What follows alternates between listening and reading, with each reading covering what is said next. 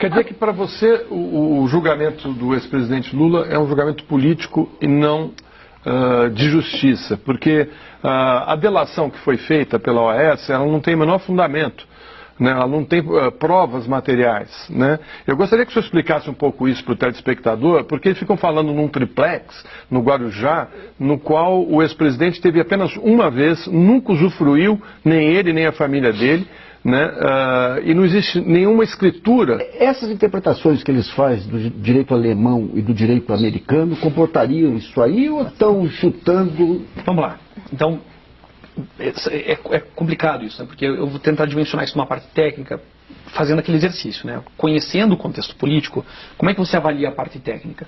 Eu acho que também os professores têm uma certa responsabilidade de não poder simplesmente anunciar isso de maneira como propaganda. É uma fraude, é um escândalo. A gente tem que sentar e analisar isso, e houve um esforço grande de juristas de tentar passar isso, né, pelo pente fino de uma análise técnica. Às vezes o pente estoura, porque não passa, não tem como, né? Mas vamos tratar então especificamente do caso da acusação de corrupção. É absolutamente impossível, porque são 3 verbos, né, definidos no tipo legal, no crime. E nenhum deles aconteceu. Primeiro, ele não pode ter recebido, né, vantagem ou promessa, porque o apartamento não está pronto, certo? Então, receber implicaria receber uma propriedade que você pode usar, gozar, dispor, fruir. Ele não tem como exercer direitos proprietários. Isso é uma coisa que não existe, né, não está pronta, não foi entregue. Segundo ponto, não há prova de que ele tenha solicitado isso. A sentença menciona conversas entre o Sr. Paulo Okamoto e João Vacari Neto com o Léo Pinheiro, né, que dizem que eles deixaram claro para ele que o presidente teria interesse, né, mais ou menos como dizer assim para a construtora: olha, por que vocês não fazem a reforma desse triplex? É capaz que agrade aos olhos do presidente. Algo implícito, certo? Mas você não tem, de fato, você não tem prova nenhuma de que o ex-presidente sabia disso ou queria isso. Pelo contrário, as evidências que nós temos indicam que ele não queria esse apartamento, e inclusive uma declaração que foi sumariamente desconsiderada, mas é bastante incrível, que ele dizia: olha, se eu for para a praia no Guarujá, metade das pessoas me mata, metade das pessoas me abraça, paz eu não vou ter, então eu não quero esse apartamento. Também é estranho, que uma pessoa vá receber um apartamento mobiliado para uso pessoal, e no caso dele visita uma vez só, mas mesmo no caso da ex-primeira-dama, que toda a decoração tenha sido feita. Imagine, a cozinha, a sala, tudo mobiliado, e ela não fez visita a nenhum dos lugares. Queriam mobiliar, sabe, não parece a atitude de alguém interessado no apartamento, sumariamente desconsiderar as visitas, né?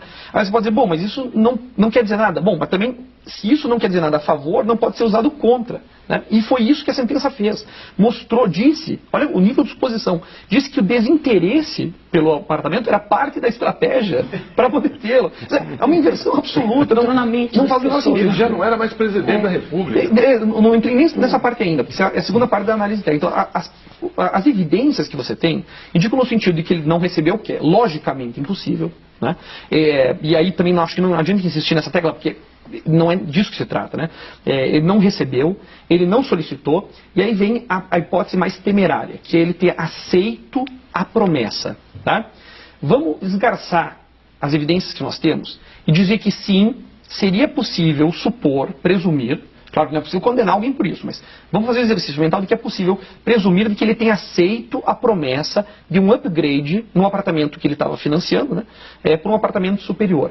O problema daí é o seguinte: a corrupção exige o que chama de quid pro quo, né, uma coisa pela outra. Eu te dou um apartamento, você me dá um contrato na Petrobras. Isso não tem.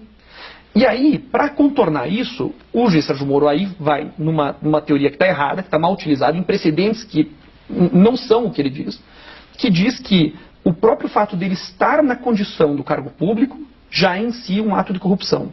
Não é. Ele teria que ter pelo menos prometido ou dado algo como vantagem. Como ele não achou isso, ele fez essa remissão torta, né, e se referindo especificamente a 2 precedentes estadunidenses, em que ele convenientemente não percebe que o crime que está em jogo não é bribery, é extortion. E é uma diferença importante, porque bribery exige esse quid pro quo. E mesmo no caso de extortion, que estava sob análise em um desses casos, havia recebimento de dinheiro, o que no caso não teve. Então, para contornar problemas reais do direito penal brasileiro, foi feito mau uso, uso equivocado de teorias estrangeiras. E aí nós vamos chegar num outro ponto que tem sido constante, não só nessa sentença, mas em toda a Operação Lava Jato, que é uma falsa erudição das pessoas que estão lá, que ficam citando, né, teorias ou precedentes que elas não sentaram de verdade para estudar. Eu recentemente vi numa manifestação do Ministério Público do Rio de Janeiro, uma referência a um criminólogo chamado Edwin Sutherland, sobre o qual já foram escritos rios de tinta.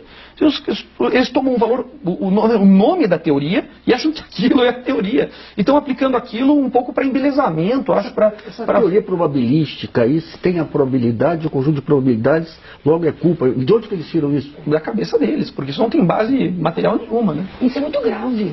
Eu também acho.